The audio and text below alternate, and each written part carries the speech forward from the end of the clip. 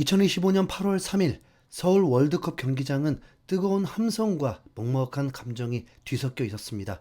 토트넘 스퍼의 캡틴 손흥민이 10년간 정들었던 토트넘 유니폼을 입고 뛰는 마지막 경기가 바로 이곳 대한민국 서울에서 열렸기 때문이죠.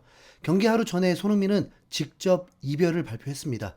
그는 기자회견장에 들어서서 정말 어려운 결정이었다는 말로 입을 뗐었는데요. 내 축구 인생의 가장 어려운 결정이다. 10년간 있었다는 것이 자랑스럽고 하루도 빠짐없이 모든 것을 바쳤다. 경기장 안팎에서 최선을 다했다라고 말했습니다. 특히 지난 시즌 팀과 함께 유로파리그 우승 트로피를 들어 올린 것이 그의 마음에 큰 분기점이 된 것 같더라고요. 유로파리그 우승으로 내가 이룰 수 있는 걸 다 했다는 느낌이 가장 컸다면서 스스로에게 변화가 필요한 시점이라는 점을 이야기했습니다. 그러면서 새로운 환경에 도전하고 싶은 마음도 있었고 무엇보다 내년 월드컵을 앞두고 행복하게 축구할 수 있는 곳이 중요했다는 말을 하면서 어느 정도 행선지도 예상할 수 있었습니다. 그 이후에 토트넘과 뉴캐슬 유나이티드의 친선 경기가 열렸습니다. 경기 승패보다는 모든 관심이 손흥민의 마지막 65분에 쏠렸습니다. 늘 그의 자리였던 왼쪽 측면 공격수로 선발 출전한 손흥민은 마지막 순간까지 최선을 다해서 그라운드를 누볐습니다. 그리고 후반 20분 교체 사인이 들어왔을 때 경기장의 모든 이들이 숨을 죽였죠. 그런데 그때 정말 누구도 예상하지 못했던 장면이 펼쳐졌습니다. 토트넘 동료들은 물론이고 바로 직전까지 치열하게 경쟁했던 상대팀 뉴캐슬 선수들까지 다가와서 양옆으로 길게 늘어서서 박수를 치는 가드 오브 아너를 만들어준 겁니다. 보통 리그 우승팀이나 한 팀에서 은퇴하는 레전드에게만 허락되는 최고의 예우를 상대팀 선수들까지 자발적으로 만들어주면서 그의 마지막 길을 배웅해 준 거죠. 경기를 마치고 에디아우 뉴캐슬 감독도 이건 사전된 연출이 아니었고 선수들이 자발적으로 한 것이라고 했습니다. 손흥민은 주장 완장을 절친 벤 데이비스에게 넘겨주고 그 사이를 걸어 나오면서 끝내 참았던 눈물을 터뜨렸습니다. 벤치에 앉아서도 한참 동안 유니폼으로 얼굴을 가린 채 흐느꼈고 팬들은 그런 그를 향해서 더 큰 박수와 함성을 보냈습니다. 경기 후 인터뷰에서 손흥민은 안 올 줄 알았는데 오랜 시간을 보냈던 팀을 이렇게 떠나보내려 하니 생각보다 쉽지 않았다라면서 솔직한 심정을 털어놨습니다. 이런 손흥민의 이별에 동료들과 해외 매체들도 저마다의 반응을 보였습니다. 경기 후 절친 벤 데이비스는 손흥민은 내 가족이다. 그가 있었기에 토트넘이 지난 10년간 변화할 수 있었다라면서 진한 우정을 드러냈고 새로 합류한 수비수 케빈 단소는 손흥민은 내가 팀에 처음 온 날부터 독일어로 인사를 건네줬다. 정말 따뜻한 사람이었다라면서 그의 인품을 칭찬했습니다.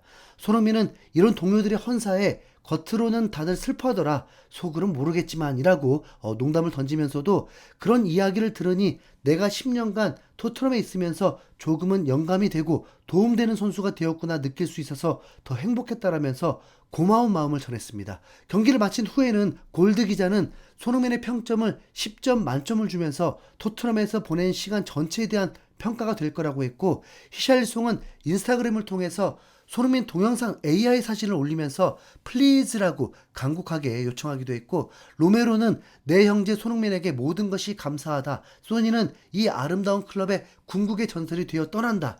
여러 번 넘어졌지만 계속 노력했고 결국 해냈다. 공유된 모든 것에 감사하며 항상 최고다라고 했습니다.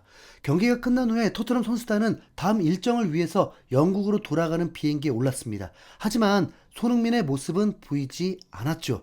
손흥민은 다음 행선지로의 이적 절차를 마무리하기 위해 한국에 남기로 결정했습니다. 그렇다면 정말 더 확실히 토트넘 현지 팬들과 작별하는 시간은 갖지 않게 되는 거네요. 네.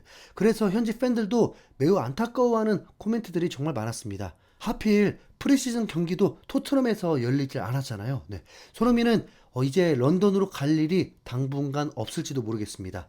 자, 그렇다면 이제 모두가 궁금해하는 손흥민의 다음 행선지 과연 어디일까요? 그 답은 유럽 축구 이적 시장에서 가장 공신력이 높다고 평가받는 기자 파브리지오 로마노의 SNS를 통해서 세상에 알려졌습니다.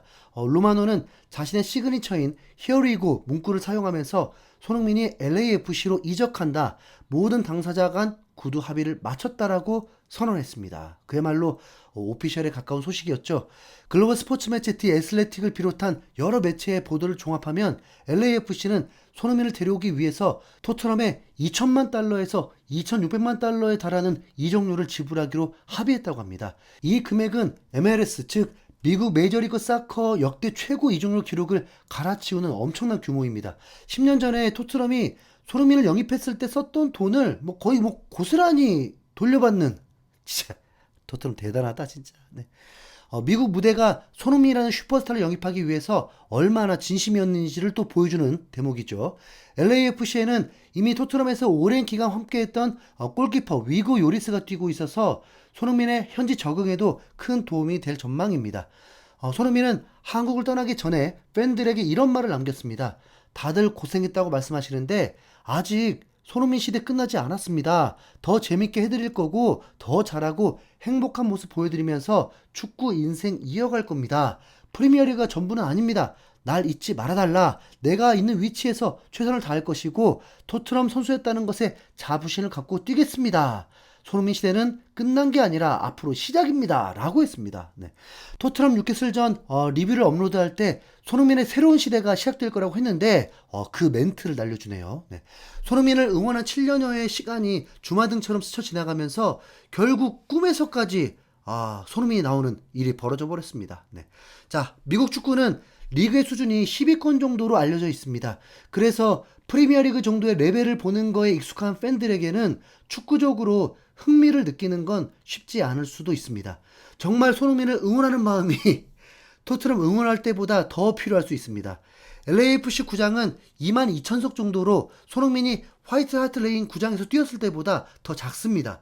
손흥민이 소속되었던 함부르크, 레버쿠젠, 화이트 하트 레인, 웸블리, 토트넘 스포 구장 중에 가장 소규모입니다. 거의 대부분 토요일 주말에 열리기 때문에 그래도 대부분 만원 관중이었다고 합니다.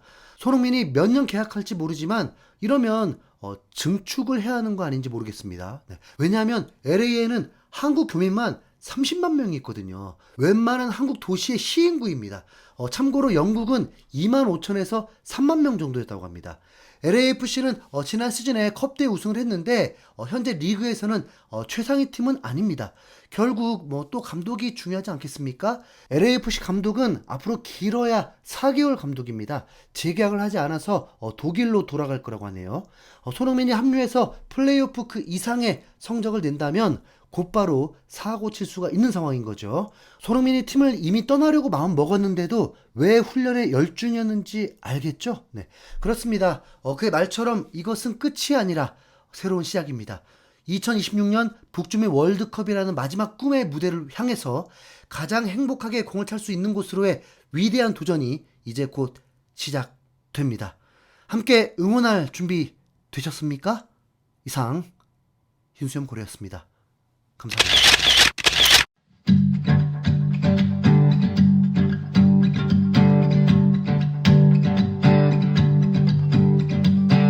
상상도 못할 일이 일어나 밤낮이 바뀌어도 난 행복해. 너의 그 찰칵 그 세레모니 득점왕 어시왕 이젠 캡틴 유럽을 뒤흔든 월드 클래스 웃음 마셔도 레전드야. 소니의 시대를 우리는 살아가 수백 개의 골보다 천만 배의 기쁨을 주잖아. 손 부러지고 금가고 터지고 쓰러져도 한계를 모르는 거친 호흡이 희망을 주잖아. 손의 시대